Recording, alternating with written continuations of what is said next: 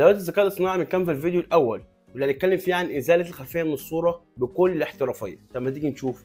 يلا بينا يلا بينا. علشان نزيل الخلفيه من الصوره من خلال كانفا موضوع سهل وبسيط. هروح تحت خالص على القائمه اللي تحت دي وادوس على علامه زائد وابدا اختار الصوره اللي انا عايز منها الخلفيه، وليكن مثلا الصوره بتاعتي دي. تمام.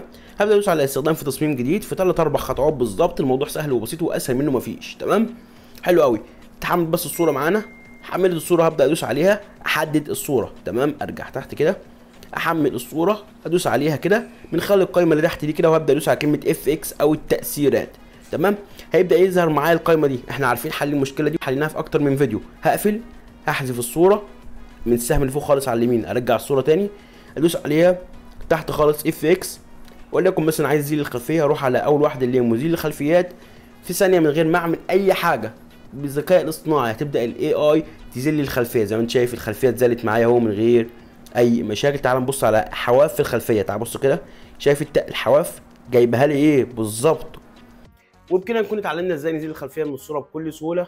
ده كده الفيديو الاول. تابع بقيه الفيديوهات. سلام.